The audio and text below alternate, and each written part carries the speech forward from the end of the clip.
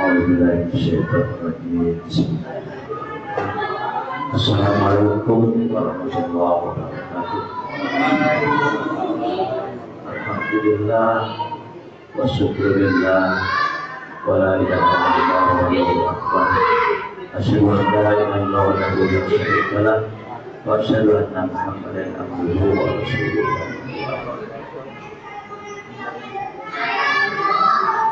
Mari sama-sama kita murotal kembali membaca ayat kursi.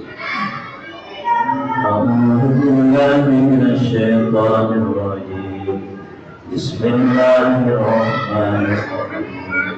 Allahu la ilaha illa huwal hayyul qayyum la ta'khudhuhu sinatun wa la nawm lahu ma fis samawati wa ma fil ardh ma dzalladzi yashfa'u indahu illa bi'idhnihi ya'lamu ma baina aydihim wa ma khalfahum wa la yuhituna bi shay'in min ilmihi illa bima sha'a wasi'a kursiyyuhu as-samawati wal ardh wa la yaquduhu hifdhuhuma wa huwal 'aliyyul 'azim. Hadirin rahimakumullah. Jadi kalau melihat ayat surat-surat Al-Quran, kita diberikan surat-surat yang pendek, dan ternyata surat-surat pendek ini banyak berhubungan dengan akidah, banyak berhubungan dengan ketauhidan. Maka oleh sebab itu, mau tidak mau kita harus paham dan harus mengerti.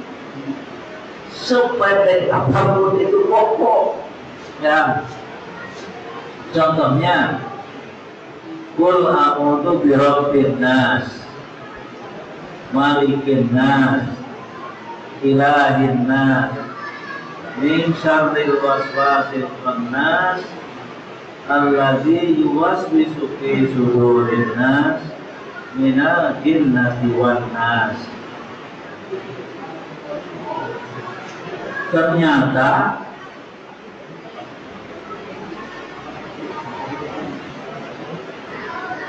surat sependek ini itu mengandung doa. Ini yang harus kita perhatikan, doa. Jadi kalau dulu surat An-Nas itu untuk Rasulullah, katakanlah wahai Rasulullah, aku berlindung kepada Tuhan manusia. Nah, setelah kita baca Qul di sini, sekarang untuk kita, ya, jadi bukan untuk Rasulullah. Ya. Satu, Rasulullah sudah meninggal, ya kan? Yang kedua, Rasulullah dalam akidahnya sudah sempurna, jadi kembali kepada kita ini, ya. Maka perlu penghayatan. Qul a'udzu birabbin nas berarti katakan. Kalau kita katakanlah, ya, aku berlindung kepada Tuhan manusia. Malikin nas, raja manusia. Nah, barangkali ini sering disampaikan oleh Ustaz. Malikin nas di dalam surat Fatihah juga ada Malikin Nas. Hanya dalam Fatihah Malikin Nas boleh dibaca panjang, boleh dibaca pendek. Ar-Rahmanir-Rahim, Maliki Yaumiddin, atau juga bisa sebut Maliki Yaumiddin dalam surat Fatihah. Jadi seumpamanya kita nggak dengar, nah di dalam Fatihah Malikiyaumiddinnya pendek, Malikinya boleh ya. Jadi ada dua versi. Itu. Tetapi dalam surat An-Nas pendek, tidak boleh panjang. Itu bedanya. Malikin Nas, rajanya manusia. Ilahin Nas, Tuhannya manusia.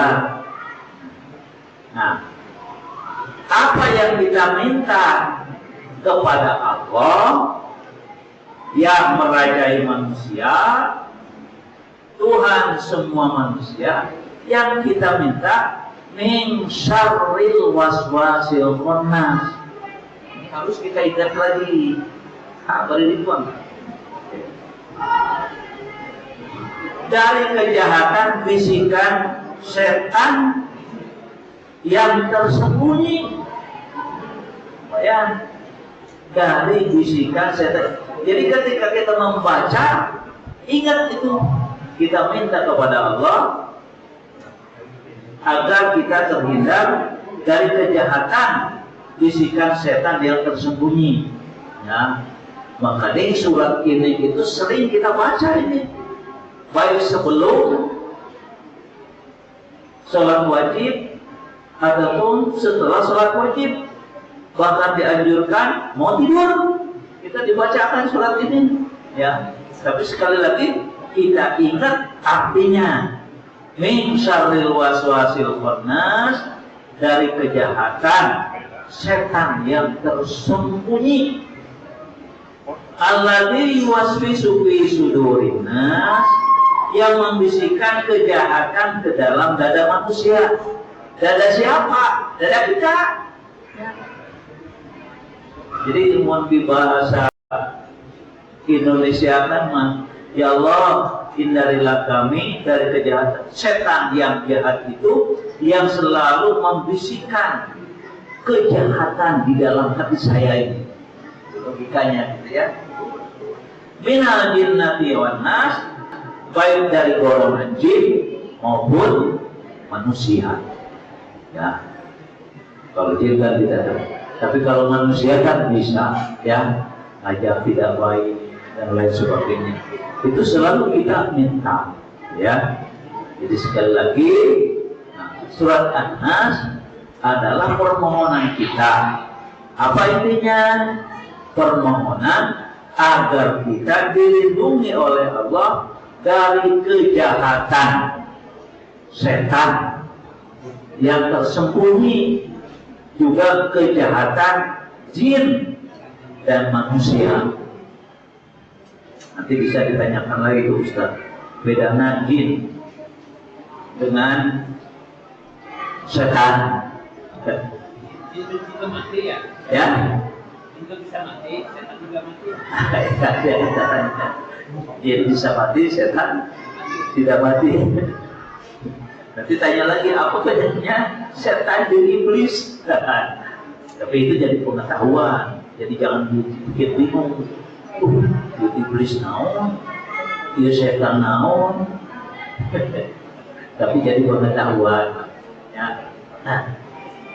Nah yang kedua, Qul a'udzu birabbil falaq. Nah, falaq itu waktu subuh. Jadi falaq. Qul a'udzu birabbil falaq, katakanlah aku berlindung kepada Tuhan yang menguasai waktu subuh, waktu fajar. Yaitu Allah yang dimaksud di sini. Ya. Min syarri ma khalaq, minta berlindung dari kejahatan yang diciptakan oleh Allah. Ya. Jadi ya manusia, ya binatang dan lain sebagainya. Min syarri ghasikin idza waqab, dan dari kejahatan malam apabila telah gelap gulita. Ya, makanya Rasulullah menganjurkan, satu, anak kecil mereka harus berada di rumah sebelum datang maghrib. Kadang-kadang anak saya juga Pak, pulangnya kadang-kadang malam gitu ya, di sekolah. Ya. Kalau masuk siapa? Wanita. Mengganti di mall tuh kan kalau enak maghrib ya, itu dihindarkan ya. Sebab apa? Sebelum waktu malam ini datangnya kejahatan. Wa min syarrin nafasati fil 'uqad, dan dari kejahatan penyihir-penyihir yang meniup pada bubur-bubur tali. Penyihir-penyihir gampang malah. Tukang sihir itu ada. Sampai sekarang juga masih ada. Wa min syarri hasidin idza hasad, dan dari kejahatan orang-orang yang dengki apabila dengki. Jadi dalam surat Al-Falaq ini kita ada permohonan kepada Allah. Dari siapa? Dari yang diciptakan oleh Allah. Di antaranya apa? Yaitu dari manusia yang hasad, dan dari penyihir-penyihir yang membuat manusia lupa dan lain sebagainya. Ya, gampangnya kan gini, ada yang tertipu kan, barangnya habis, uangnya mana dikasihkan, cincinnya. Ya itu termasuknya sihir itu. Jadi hadir rahimakumullah, dengan surat yang penting ini, dengan surat yang pendek ini ternyata isinya sangat luar biasa. Bahkan dianjurkan sebelum sholat wajib, sesudah sholat wajib, ini aja, nggak usah baca Yasin. Apalagi mau menjelang sholat subuh. Rasulullah kan diceritakan mau sholat subuh itu sholatnya itu sangat cepat sekali. Artinya jangan sampai orang lain menunggu lama. Ya alhamdulillah kita sudah diatur, ya, diatur 10 menit. 10 menit diambil adan. Adannya 3 menit, jadi 7 menit. Tapi nggak jadi masalah apa-apa. Nah, ada lagi surat Al-Falaq, Al-Ikhlas. Qul huwallahu ahad, satu. Ahad itu satu, tunggal.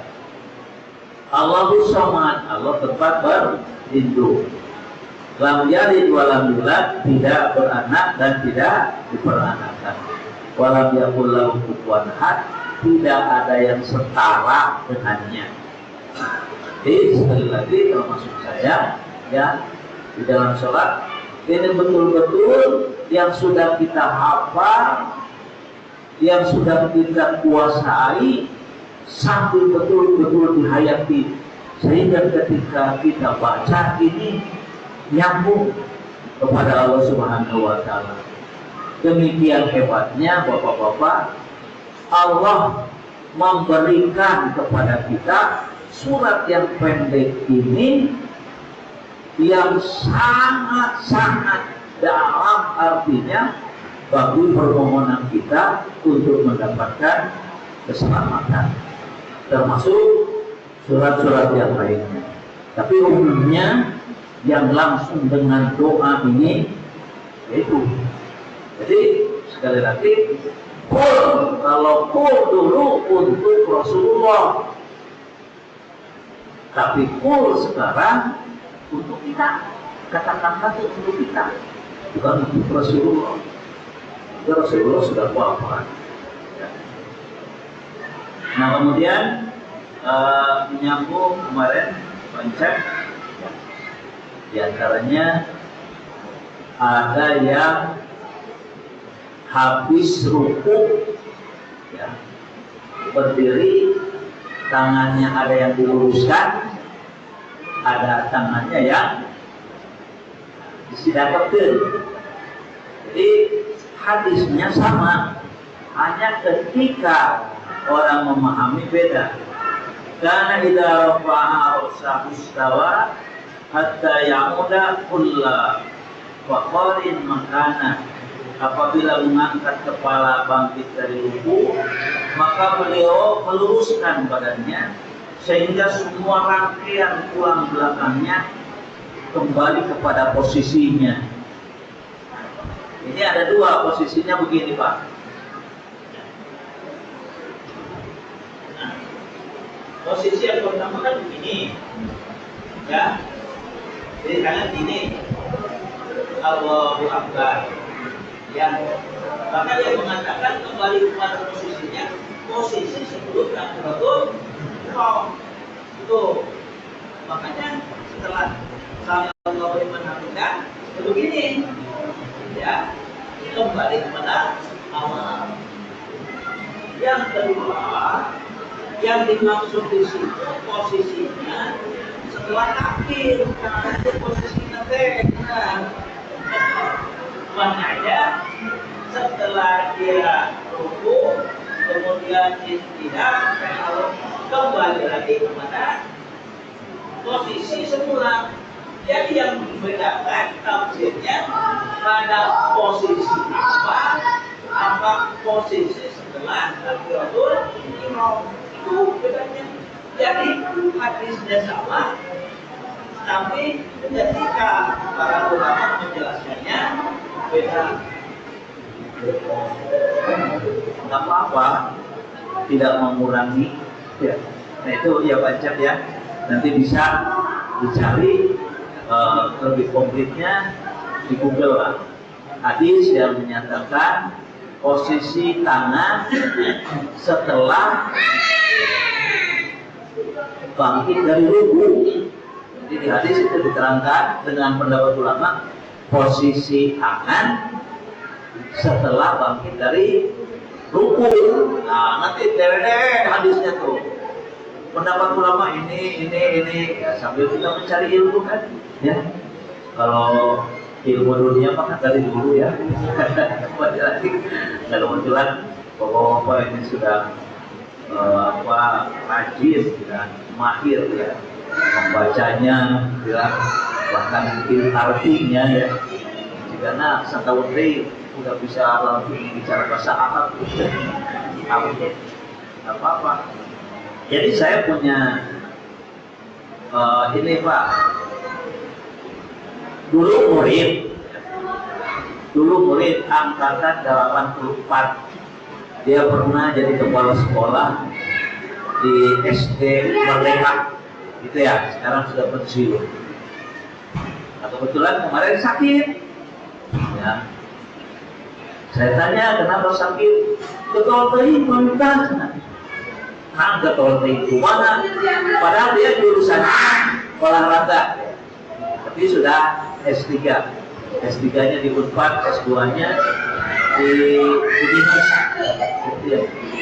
Nah, dia berakhir juga rajin teuing cenah.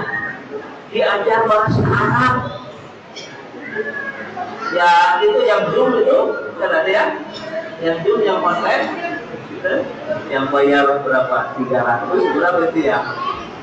Nah dibilang ini Pak, kalau habis dari masjid ada rumah ke saya cenumpul cenah langsung belajar bahasa Arab cenah. Kenapa? Sebab dulu saya tidak pernah belajar bahasa Arab katanya. Jadi mumpung menghabiskan masa pensiun ya, saya ingin belajar bahasa Arab. Wah hebat sekali itu. Hanya dia itu begini orangnya. Jadi sebelum diajarkan, saya sudah pelajari. Itu. Jadi, memang biasanya orang pintar begitu, orang lain belum tahu, dia sudah tahu. Belum diajarkan, sudah diajarkan. Dan itu biasanya, ya, biasa disebut pintar. Pintar artinya melebihi orang lain, biasanya kan gitu. Batur keacan terang, orang terus terang, yang begitu biasa disebut pintar ya. Jadi setiap hari itu dulu. Nah suatu saat, kalau kita ini tiba-tiba kaki saya itu sulit diberdirikan. Itu Pak. Saya bilang dia salah tuh, dia semangat dulu. Padahal dia dulu orang kafir, dulu orang kafir. Jadi saya mengambil kesimpulan dia mempergunakan sebaik-baiknya belajar bahasa Arab. Sebab itu yang di online itu ya, gurunya juga saya kira bagus ya. Dengan belajar bahasa Arab sekarang lebih mudah ya, dan lebih praktis. Kenapa? Sebab kita setiap hari berbahasa Arab. Nanti artinya nanti tiap hari maghrib, isya, subuh mendengarkan bahasa Arab imam gitu kan, yang kita juga bahasa Arab kan begitu. Tapi yaitu kita tidak mendalaminya, masalahnya itu. Hadirin rahimakumullah, saya bersyukur sekali dengan dipimpin oleh Kiai Haji Ustaz Karman ya pada pagi hari ya. Ini memudahkan kita untuk mempelajari Al-Quran, mendalami Al-Quran sebagai firman Allah Subhanahu wa Ta'ala. Ya, menurut kedua ada kedua itu ya. Ya hati menurut kedua maksud. Di kita sudah ada contoh dulu Pak Mas Budi. Saya masih ingat Pak Mas Budi itu. Pak Mas Budi itu belajar bahasa Arab dari buku. Dari buku Pak. Ya, sampai kepada tensisnya atau ilmu nahwu dan sorofnya dia pelajari terus. Apa sih itu? Ya. Ternyata hasilnya bagus. Tapi dia punya program. Programnya apa? Programnya menerjemahkan Al-Quran kata demi kata. Kalau rangkaiannya kan sudah ada. Dia pelajari itu Pak Masud itu. Dia bilang Pak, saya setahun tamat menerjemahkan kata demi kata. Maka pernah saya jadi imam ya, dibetulkan sama Pak Masudi ya. Kenapa? Sebab dia tahu yang saya baca itu harusnya surga dibaca neraka. Bilang, katanya salah, harusnya ini. Iya, Masya Allah. Ya, nah, ini sangat bagus sekali. Nah, berikutnya hadirin ada lagi di dalam sholat ini. Jadi supaya kita saling pengertian dengan yang lain di dalam sholat. Masbuk itu tertinggal. Lain mabuk, masbuk tertinggal. Ada yang tertinggal Fatihah. Jadi seumpamanya ada yang tertinggal Fatihah, maka bagi dia tidak dihitung rakaat, Pak. Itu ya, tidak dihitung rakaat. Makanya pernah ada teman, termasuk teman Pak Medi ya, yang di Alkitab itu Pak siapa itu? Ya, dikarenakan tertinggal Fatihah, ya, orang lain tidak salam, yang lain berdiri, tapi dia nggak berdiri. Ya, kenapa? Sebab dia tidak tahu ilmunya. Maksudnya ilmu yang berdiri itu. Jadi semuanya pencet sholat maghrib 3 rakaat, ya. Dikarenakan dia rakaat pertama tidak membaca Fatihah, jadi nanti ditambah. Jadi jumlahnya berapa? 4 rakaat. Katakan subuh lah yang gampang. subuh itu dua rakaat. Dikarenakan dia tertinggal oleh imam dan tidak sempat membaca Fatihah, ya, maka dia rakaatnya jadi 3, Pak. Ya mau isi orang, punya kita itu bareng dengan dia, ya. Nah, kita masalah soal itu, dia mau berdiri. Kalau tidak paham, orang itu pasti bingung. Jadi sholat kenapa? Gitu. Nah, ada lagi yang masbuk ketika imam sedang ruku, kan?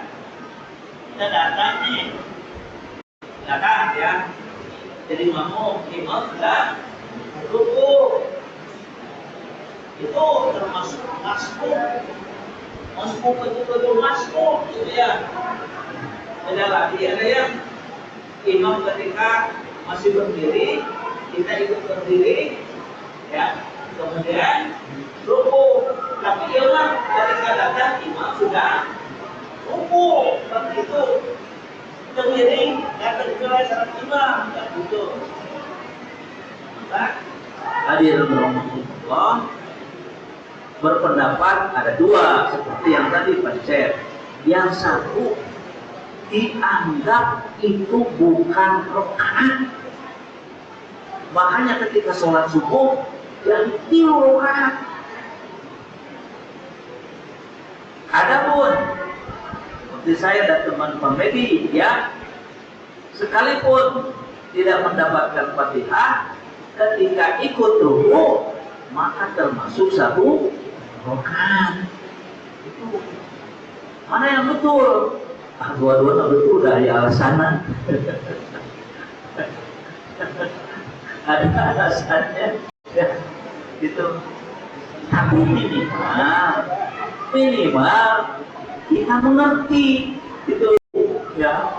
Bulan itu, mau sholat subuh 3 rakaat, aneh gitu. Gitu. Maksud saya itu begitu, ya.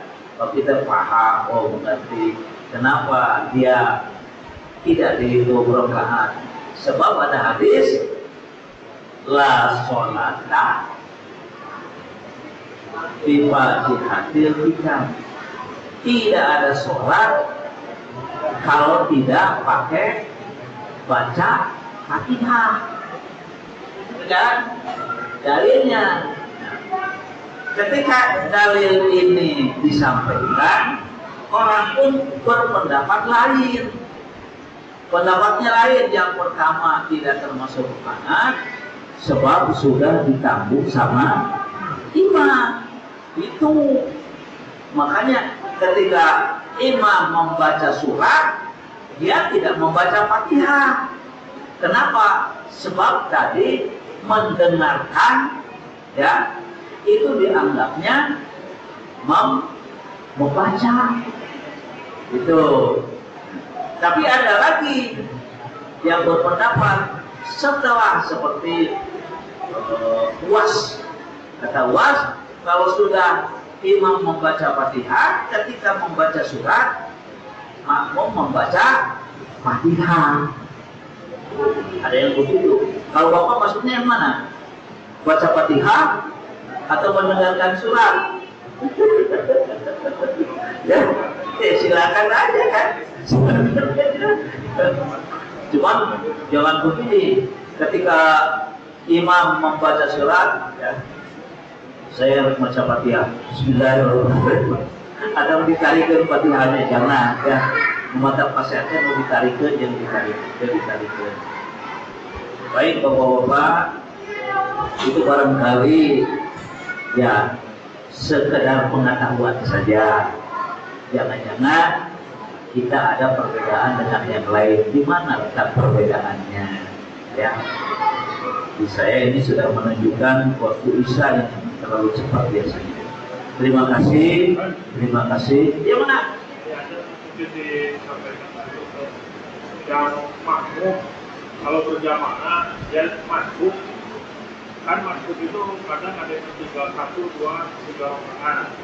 Cuman nanti kita jumpai gitu ya, yang makmum itu ketika imam sudah selesai, kan makmum yang masuk kan melanjutkan menambah.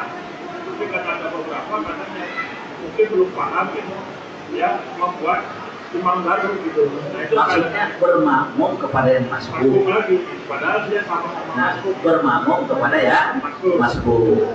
Berbincang. Ngerti Pak? Bermakmum kepada yang masbuk, paham nggak? Nah, contohnya gini, ada imam, ya,